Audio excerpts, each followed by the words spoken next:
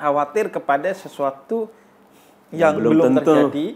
Tapi kita nggak bisa membedakan ini adalah perasaan antisipatif atau memang perasaan kecemasan yang tidak berdasar. Kita tuh kadang pusing gitu. Enggak kok, kita denial dengan bilang, enggak kok, ini saya mau mengantisipasi agar yang saya khawatirkan itu tidak terjadi. Tapi di sisi lain, kadang perasaan ini yang justru membuat sesuatu yang saya khawatirkan itu terjadi.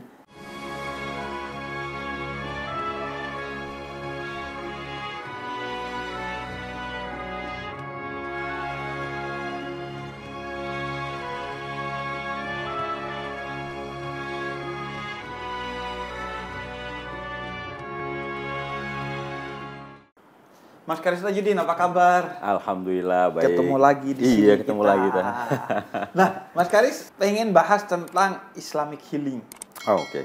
Karena kan Mas Karis concern nih di tema ini, di tema healing yang berbasis dengan nilai-nilai Islam. Karena sekarang tuh entah kenapa kayak kehidupan kita tuh toksik banget. Kita merasa suntuk sekali, bahkan dalam kesendirian kita, karena kita nyatanya nggak pernah sendiri lantaran ada media sosial, sehingga kesuntukan itu nggak selesai dengan pulang ke rumah dan masuk kamar, karena masuk kamar juga buka HP masih ada hate speech, masih ada isu yang beredar yang kita baca dan lain sebagainya. Begitu juga di masjid kan orang tetap tuh buka HP. Nah, sehingga itu banyak sekali mempengaruhi anak muda tuh. Bahkan riset yang aku baca 27 juta tuh anak muda Indonesia itu memiliki masalah mental. Ini yang udah fix punya masalah mental, apalagi yang masih merasa hidupnya kurang healing. Nah, biasanya mereka itu mengambil sumber healing itu dari stoikisme. Stoa ya. Stoa. Jadi ya udah membaca buku-buku Stoa. Bahkan aku kalau ke toko-toko buku sekarang itu buku-buku self development itu nyaris menyamai jumlah buku-buku novel dan buku-buku agama. Nah, tapi sebagai seorang muslim kita pengen tahu nih, kalau yang versi Islamnya kira-kira apa yang bisa kita gali tuh tentang bagaimana mencapai hidup yang healing.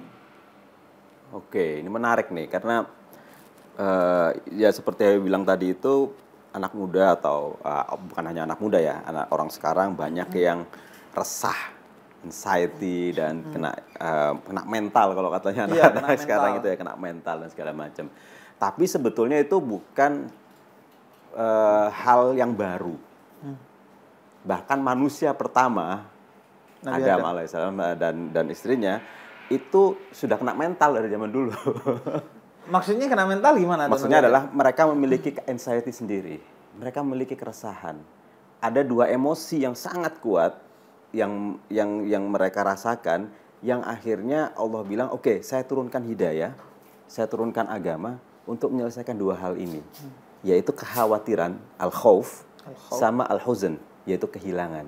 Jadi sejak zaman manusia pertama sebetulnya kita sudah merasakan itu, walaupun pasti belakangan ini kita jauh lebih terpapar ya, karena tadi itu sampai mau tidur pun kita kena hal-hal seperti itu. Tapi paling tidak kita sadar bahwa konsekuensi menjadi manusia itu salah satunya adalah ada terjebak pada kesedihan dan ketakutan, kekhawatiran, kecemasan. Jadi kan sebetulnya dua ini tadi, ini al-khauf dan huzn atau kekhawatiran dan kesedihan itu kan berasal dari satu hal, yaitu kehilangan. Sedih karena kita kehilangan sesuatu, atau kita kehilangan potensi, atau kita gagal, kan kehilangan kesempatan ya, gagal ujian dan segala macam, atau kehilangan orang yang kita cintai, kehilangan harta dan segala macam. Ketakutan itu bersumber dari potensi kehilangan. Kita takut kehilangan pekerjaan, kita takut padahal belum hilang, gitu kan ya. Nah, kemudian jadi kalau belum hilang takut, setelah hilang sedih, betul, kayak gitu. Jadi masalah waktu aja ini. Nah, Allah menurunkan Al-Quran, Allah menurunkan agama, Allah memberikan hidayah seperti yang dari zaman Nabi Adam sampai sekarang, itu sebetulnya adalah bukan untuk membebaskan kita dari kehilangan. Kita tetap kehilangan, tapi membebaskan kita dari kesedihan dan kekhawatiran. Artinya membebaskan kita dari dampak kehilangan. Oke. Jadi walaupun setinggi apapun iman kita, sekencang apapun doa kita pasti kehilangan. Nabi Muhammad SAW sendiri pernah kehilangan anaknya, pernah kehilangan istri tercinta, pernah kehilangan pamannya, kakeknya. Kehilangannya bahkan ada dikatakan bahwasanya penderitaan atau musibah yang diterima oleh para nabi dan orang-orang soleh itu jauh lebih tinggi daripada kita ini. Jadi mereka sebetulnya kalau dikena musibah ya pasti kena musibah. Itu sesuatu yang nggak mungkin ditolak. Nah, kalau sebelumnya, kalau Nabi Adam tadi apa ininya? Kehilangannya adalah karena dia sebelumnya, kalau di Quran kan dia sebelum tinggal di surga. Semuanya udah nikmat, semuanya udah beres, semuanya mau minta apapun ada.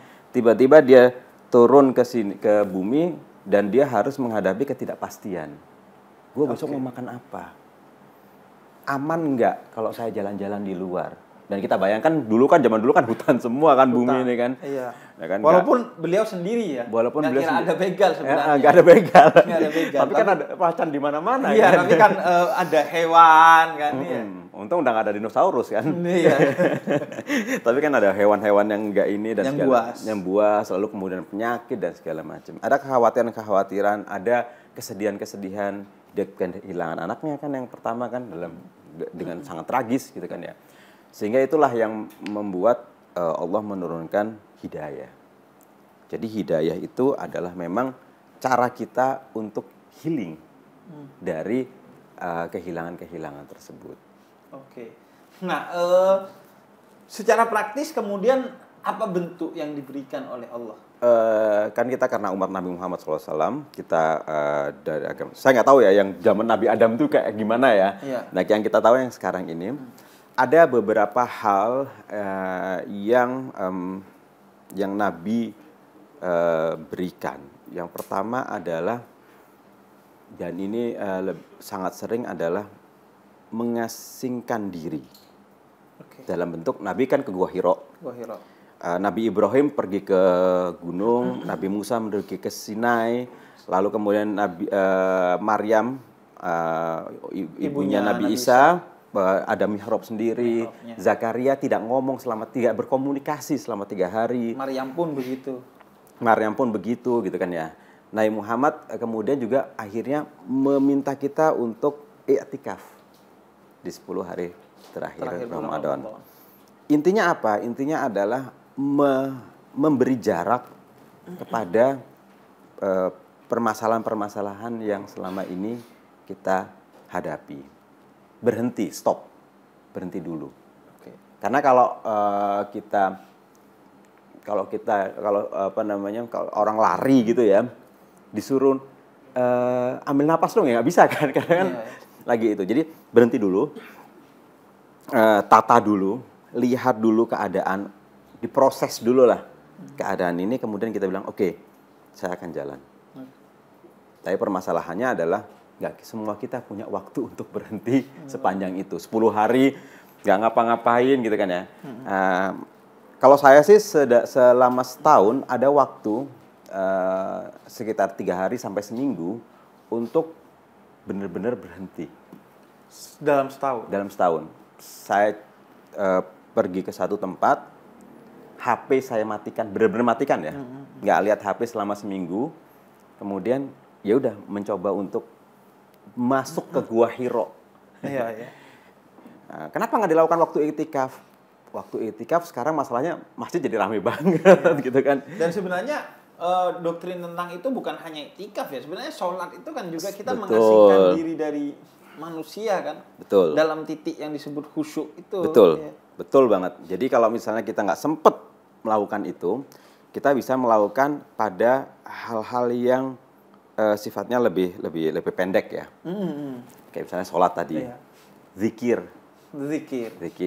dan kemudian ada kontemplasi, ta'ammul kalau bahasa Arabnya ya. Nah, hal-hal itu hal-hal itu bisa kita lakukan untuk healing. Permasalahannya adalah sholat yang bagaimana, Iya. zikir yang bagaimana. Nah, selama ini kita sholat yang bagaimana, zikir yang bagaimana. Nah, sholat dan zikir yang bisa membuat kita healing adalah ketika kita mampu mencari titik tenang di dalam setiap sholat, mencari titik tenang dalam setiap zikir. Artinya adalah zikir bukan hanya sekedar baca, bukan hanya sekedar baca subhanallah, subhanallah, subhanallah. Mau 100 kali pun, kalau kita tidak berusaha untuk mencari titik tenangnya, ya kita nggak akan tenang. Dapat pahala sih dapat, pasti dapat pahala kan ya, karena itu kita mengikuti ini. Tapi kalau misalnya mau cari healingnya, kalau mau mencari kedamaian untuk mental kita, ya kita harus memaknainya seperti Nabi SAW memaknai zikir itu.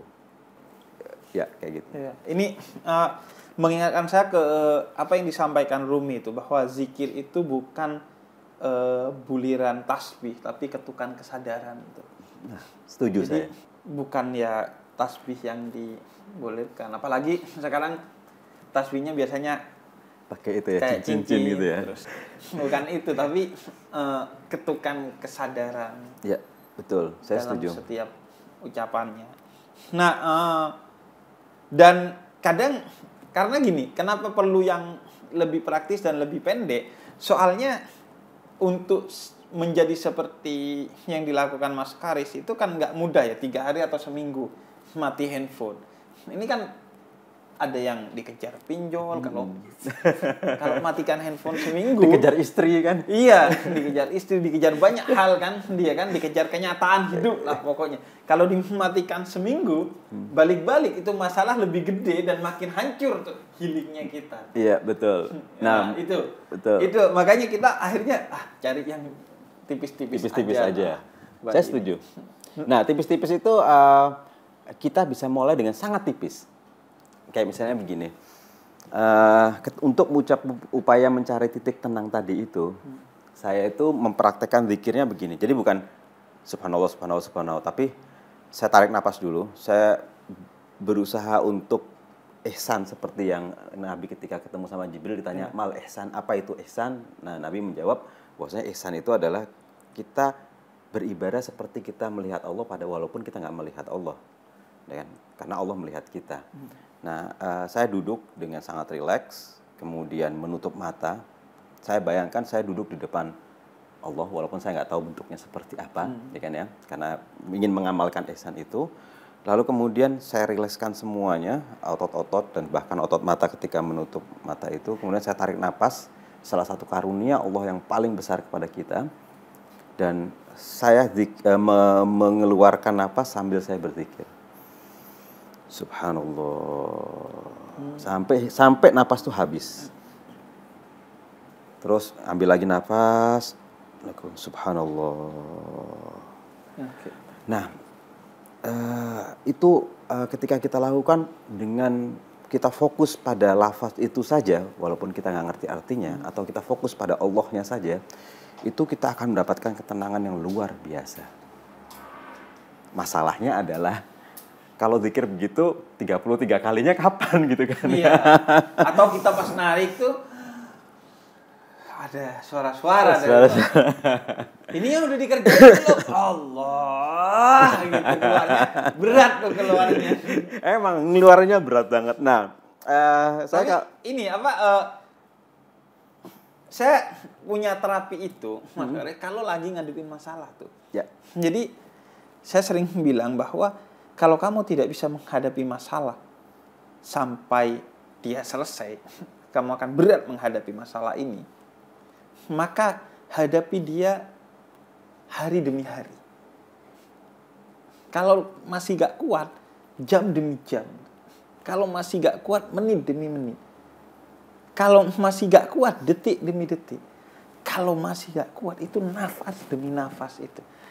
alhamdulillah saya masih bisa bernafas. Ya. Sehingga masalah itu bisa kita hadapi di bawah kontrol kita secara penuh. Sehingga kita tidak akan melakukan hal-hal yang bodoh atau yang dosa yang bisa membuat rencana kita membuat solusi itu justru berbalik menjadi kontraproduktif tuh. Betul. Makanya saya tuh biasanya, dan sembari mengingat bahwa inna ma'al usri yusra, setelah kesulitan ini nanti nih Pasti ada kemudahan. Bahkan kesulitan ini kata Allah ya bagian dari untuk menemukan proses kemudahan gitu. Itu yang bikin akhirnya sembari subhanallah, sembari dipikirkan positif, dan sembari nafas itu kita mainkan. Karena kan kata Nabi, nikmat yang sering dilupakan padahal itu nikmat terbesar kedua setelah iman dan Islam adalah kesehatan. Dan titik dasar kesehatan itu kan ya nafas. Betul. Karena semua sakit itu pasti akan mengganggu nafas kita. Ya, apalagi flu Anda. Udah pasti nafas tuh. Nah, tadi lanjut. Menarik tadi yang Habib katakan soal mencoba untuk mengontrol, menarik masalah itu dalam bawah kontrol kita. Nah, itu hal kedua yang saya lakukan biasanya. Hal kedua yang saya lakukan adalah terutama kalau malam nggak bisa tidur, tapi siang juga sering, atau dalam sehari-hari juga. Jadi saya akan memisahkan apa yang bisa saya kontrol dan apa yang tidak bisa saya kontrol dan saya serahkan kepada Allah. Jadi ada masalah, kemudian saya lihat ada satu masalah saya tulis misalnya kan ya. Kalau mau tidur itu kepikiran terus masalah itu kan. Kepikiran masalah itu saya coba tuliskan, yang bisa saya lakukan apa sih? Besok itu saya bisa lakukan apa? Sekarang saya lakukan apa? Saya tulis, ini. Gitu kan ya. Yang nggak bisa saya lakukan apa? Yang nggak bisa saya kontrol apa? Ini. Misalnya, besok saya harus pitching project ke klien gitu kan ya. Saya gelisah ini karena kalau ini nggak diterima, ini berantakan semua nih. Keuangan di perusahaan gitu kan ya. Maka itu juga kepikiran terus malam itu. Saya akan tuliskan yang bisa saya lakukan apa. Yang bisa saya lakukan besok pagi adalah saya mencoba untuk mempresentasikan itu dengan sebaik-baiknya. Saya coba untuk latihan dan segala macam. Saya mencoba untuk bikin kalkulasi yang sangat masuk akal. Gitu kan. Yang nggak bisa saya lakukan apa? Membuat orang itu menerima. Itu kan kuasa dia, bukan kuasa saya. Kuasa di otak dia. Nah, yang tidak bisa saya kontrol ini akhirnya saya serahkan kepada Allah dalam doa. Karena gimana lagi kan? Sudah selesai kan? Tugas saya adalah mempersiapkan presentasi itu sebaik-baiknya. Itu sudah selesai. Ini adalah bukan kuasa saya. Itu sesuai dengan hadis Nabi ketika Nabi bilang bahwasanya Nabi bawa kendaraan kuda gitu kan ya. Terus dulu kan tawakal itu adalah kamu mengikat kuda kamu. Kalau kamu tidak mengikat kuda kamu dan kuda kamu jalan kemana-mana, itu bukan tawakal. Sama kayak kita masuk ke mall bawa mobil atau bawa kendaraan kita. Sampai di mall kita masukkan mobil itu ke tempat parkir yang benar, lalu kemudian kita kunci, kita alarm, dan kemudian kita pergi ke dalam masuk mall. Kita nggak usah mikirin mobil itu. Kalau kita masih mikirin mobil itu, makan kita di mall nggak enak gitu kan akhirnya. Jadi tawakal itu puncak dari ikhtiar. Betul. Jadi setelah ikhtiarnya maksimal disempurnakan dengan tawakal. Betul.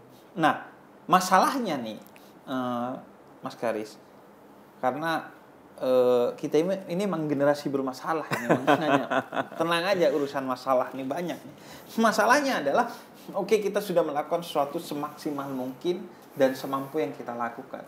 Nah, bagaimana kemudian kita bisa menerima apapun keadaan yang menjadi hasil dari ikhtiar kita yang maksimal itu? Karena kadang walaupun kita sudah maksimal nih, kadang ya susah juga masih untuk menerima gitu. Bahwa Anda ternyata ranking 2 gitu. Ternyata Anda tidak berhak atas proyek ini gitu. Nah, cara kemudian membuat diri ini oke, kita serahkan kepada Allah semuanya kan. Tapi bagaimana diri ini kemudian menerima? Ya memang inilah saya gitu. Ya itu memang nggak mudah. Saya pernah mengalami masa ketika saya benar-benar dihantui oleh masalah kayak gitu. Ya. Dihantui oleh kekhawatiran-kekhawatiran. Dan itu benar-benar bisa buat saya hampir pingsan setiap kali memikirkannya. Literally pengen pingsan ya. Pingsan beneran. Jadi udah separoh gitu, gelap gitu. Dan itu sering terjadi di kantor gitu. Dan teman-teman udah hafal tuh.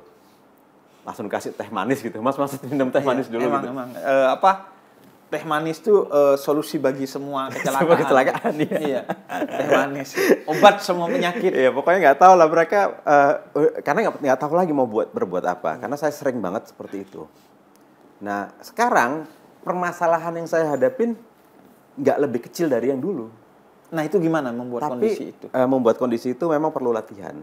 Oke, kuncinya berarti latihan. Kuncinya adalah latihan. Latihan menerima. Latihan untuk nggak kagetan.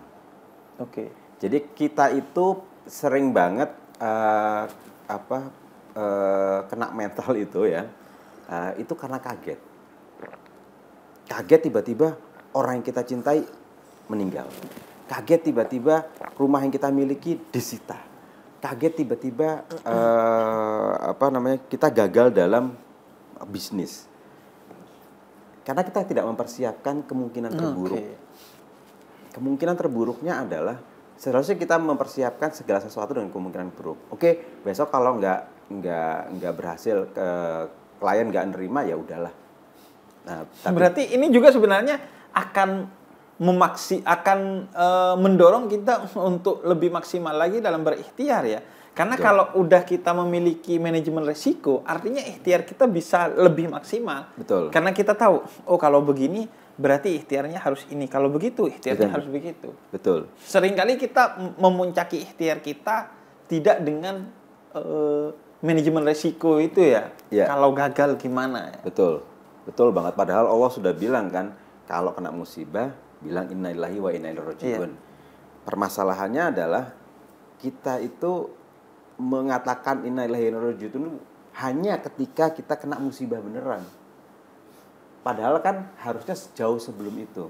Ibaratnya kayak gini, Beb, mungkin. Ada orang nggak bisa silat, nggak bisa karate, tiba-tiba mau berantem besok dan kemudian dia nonton YouTube. Ya besok tentu bilang nggak bisa gitu kan. Saya pas ujian dulu di pesantren gitu. Gitu ya? Nonton YouTube gitu ya? Nggak belajar setahun, pas malam ujian saya belajar. Sampai saya bawa kasur tuh ke luar kamar, biar nggak ketiduran tuh. Jadi kena angin, suara rame dan lain sebagainya.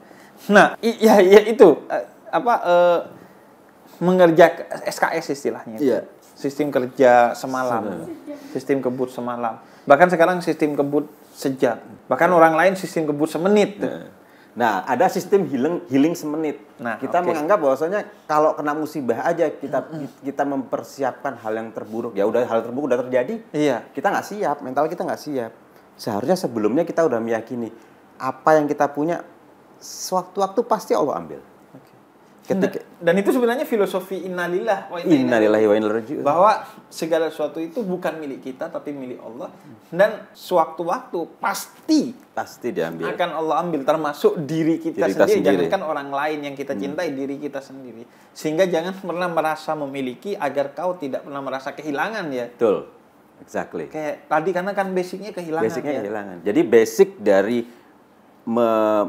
healing itu adalah sebetulnya latihan. Namanya juga kesehatan. Healing itu kan ya kan? Kesehatan sama aja, kesehatan mental dan kesehatan jiwa. Kesehatan mental dan kesehatan fisik itu perlu latihan. Nggak bisa kita tiba-tiba pas kena sakit jantung baru olahraga ya. Udah nggak kena. Nah, kalau olahraga saya tahu tuh. Tapi kalau olah mental gimana tuh latihannya? Latihannya pertama tadi lewat zikir tadi itu ya. Zikir itu bisa memisahkan antara emosi dengan logika. Oke. Banyak kan keruwetan hidup kita ini, masalah kita itu karena kita tidak bisa memisahkan antara emosi dengan logika. Nah, ketika kita memakai zikir itu bisa membuat kita fokus. fokus, kemudian emosi nggak diikut-ikutin ketika kita menyelesaikan masalah.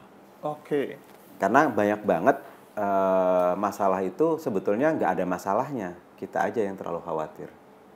Ya itu sering tuh. Sering banget kan? Khawatir kepada sesuatu yang belum belum tentu. terjadi. Tapi kita nggak bisa membedakan ini adalah perasaan antisipatif atau memang perasaan kecemasan yang tidak berdasar. Ya. Kita tuh kadang pusing gitu. Enggak kok, kita denial dengan bilang, enggak kok, ini saya mau mengantisipasi agar yang saya khawatirkan itu tidak terjadi.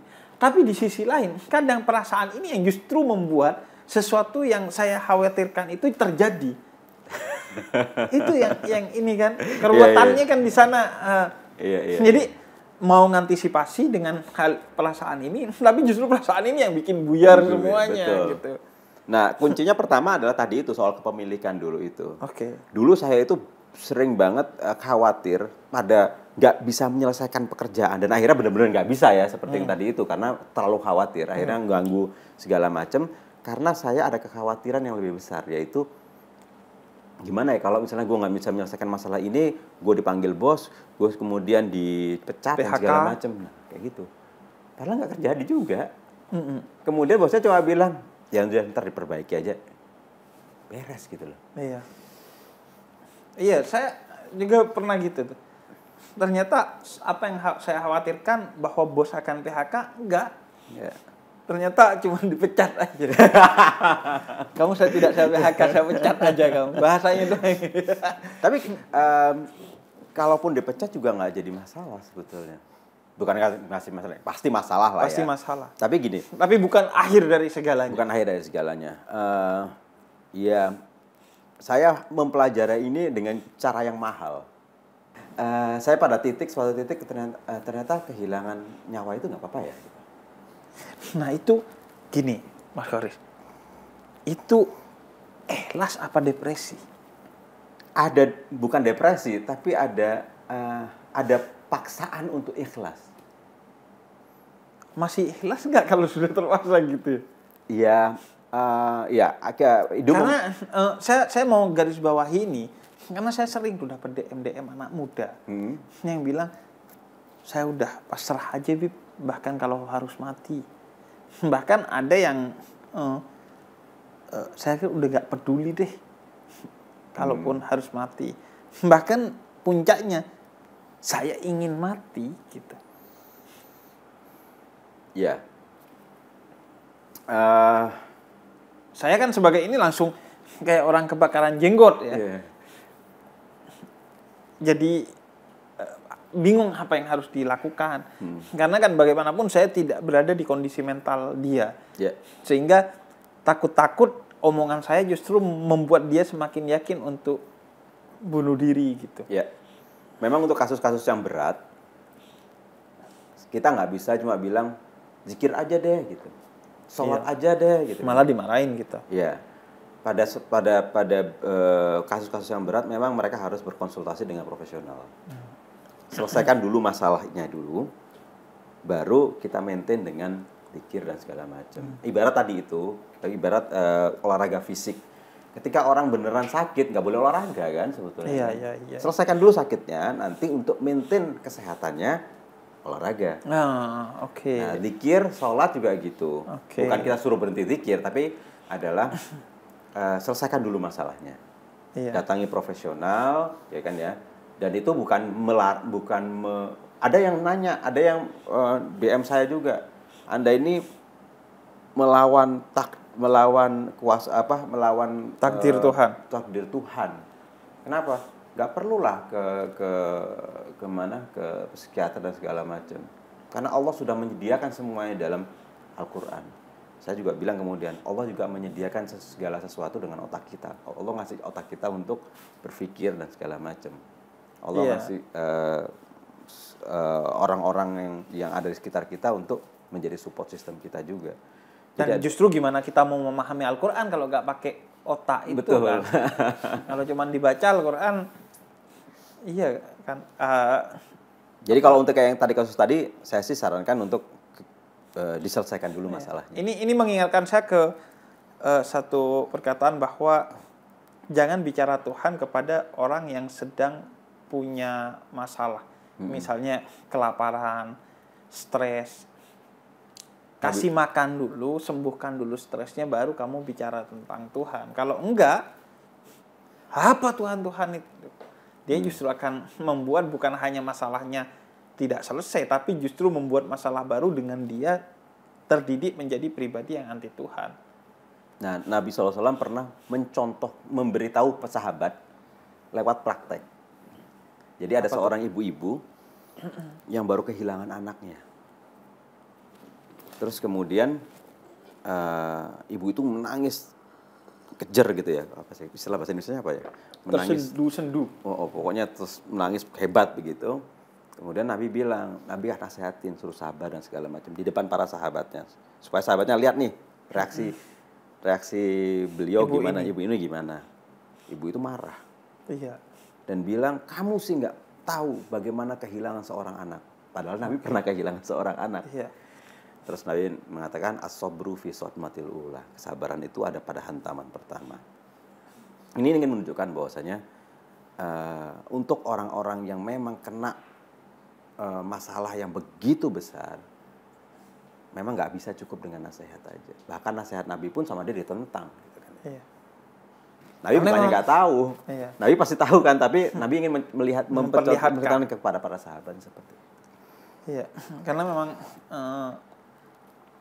tingkat pertama itu ya sabar itu tadi kata Nabi. Jadi menerima sesuatu bahwa itu pahit, berat, tapi ya telan gitu. Atas nama Allah agar itu menjadi kebaikan bagi kita. Karena kalaupun nggak sabar, nggak akan mengubah keadaan, malah memperburuk keadaan. Karena bencana itu bukan hanya terjadi kepada sesuatu itu, tapi pada diri kita. Dicatat sebagai pribadi yang nggak sabar oleh Tuhan ya. Yeah. Jadi ujung-ujungnya dari obrolan kita adalah bahwa healing itu tentang diri kita, bukan tentang sesuatu di luar diri kita ya. Betul banget. Betul banget. Makanya Allah bilang ala bidzikrillah tatmainnul qulub. Dengan mengingat Allah maka kamu akan damai. Jadi mau mabok-mabokan, mau pesta di luar untuk healing, tapi kalau kita gak selesai dengan dirinya, itu hanya menunda masalah untuk kembali lebih besar. Ya. Bahkan traveling yang sekarang itu dibilang healing itu, travel ke sana, staycation di sini dan segala macam. Pulang makin puyeng malah. Makin puyeng. Tagihan kreditnya gede. Iya, makanya itu. Dan saya jadi ingat malah teorinya Mathab Frankfurt tuh, Habermas tuh, bahwa traveling yang banal, tidak sublim, karena jalan-jalan tuh hanya jadi rutinitas kita, jeda dari kerja, setelah itu masuk lagi ke dunia kerja yang toksik, dan akhirnya kita stres lagi. Sabtu Minggu istirahat lagi, Senin Jumat kerja stres lagi, terus begitu, karena di dalam diri kita gak pernah diselesaikan tuh masalahnya ya. Ya. Bagaimana kita melihat dunia, karena kayak tadi ya, pekerjaan Senin sampai Jumat itu saya pernah ngerasain dalam keadaan yang sama, exactly sama gitu ya, sibuknya sama, tapi mengalami problemnya sama gitu kan ya, seharusnya mengalami stres yang sama, tapi enggak, karena kita beda, karena saya udah menyelesaikan masalah dalam diri saya. Oke. Jadi itu kayak shock breaker gitu loh.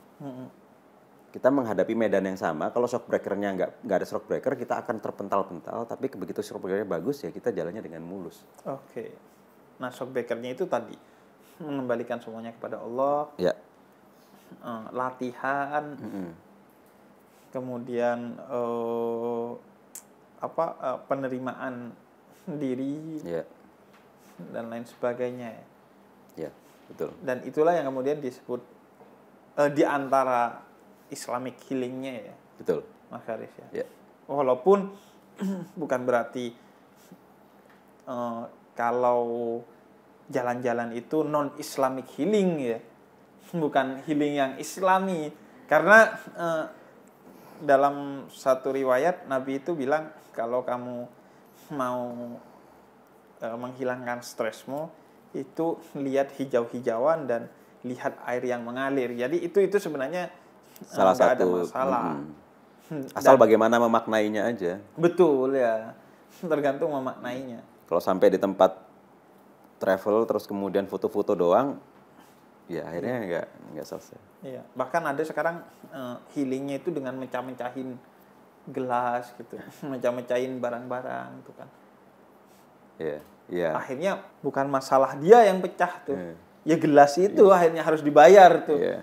karena di dalam dirinya nggak pernah diselesaikan masalah. Betul. Jadi ya yang paling benar ya udah tadi ya kembali ke diri sendiri. Kembali diri sendiri, melatih kita untuk bisa menerima segala guncangan itu tadi itu, lalu kemudian memprosesnya. Yang penting juga memprosesnya. Kalau kita cuma ya udahlah terima aja lah, ya udah terima aja tanpa diproses, itu juga nggak menyelesaikan masalah. Dan yang diproses adalah sesuatu yang kita mampu memprosesnya. Kita mampu Di luar memprosesnya. itu Biarkan Allah yang Sang Maha Proses. Iya. Ini mengingatkan saya pada salah satu laporan jurnalistik baru-baru ini tentang warung-warung kelontong Madura tuh. Sekarang kan musim orang Madura tuh buka warung kelontong. Ya, jualan beras sampai. Iya, dan itu udah ribuan titik di Jabodetabek saja. Dan entah kenapa biasanya penjaganya selalu teleponan tuh. Tiap kita datang pasti lagi teleponan tuh orang Maduranya. Oh, iya, lucu. Saya nggak perhatiin itu. Iya, dan itu bukanya 24 jam. Jadi dia bilang, kelebihan dia ketimbang Indomaret dan Alfamart, dia buka 24 jam. Kemudian dia gak ada parkir. Karena kadang kita ke Indomaret atau Alfamart, masuk, barangnya gak ada, keluar-keluar udah dimintain parkir. 2000. Iya. Dan kemudian ketika saya tanya, tapi Bapak gak khawatir nih, nanti Bapak dikalahkan dengan Indomaret dan Alfamart, walaupun tadi ya nggak ada parkir dan 24 dia bilang 24 jam. Kata dia, enggak. Karena rezekinya semut tidak akan dimakan oleh gajah. Jadi logikanya gitu. Rezekinya gajah tidak dimakan oleh semut. Jadi masing-masing sudah ditentukan rezekinya. Ya. Daging itu ya rezekinya macan, bukan rezekinya gajah, karena gajah itu herbivora bukan karnivora gitu. Jadi semua diatur. Cuman saya bilang, ya kalau rezeki semut gak kira diambil gajah, oke, Pak. Tapi kalau rezeki gajah gak kira diambil semut, iya kalau diambil diinjek semutnya, habis sama gajah.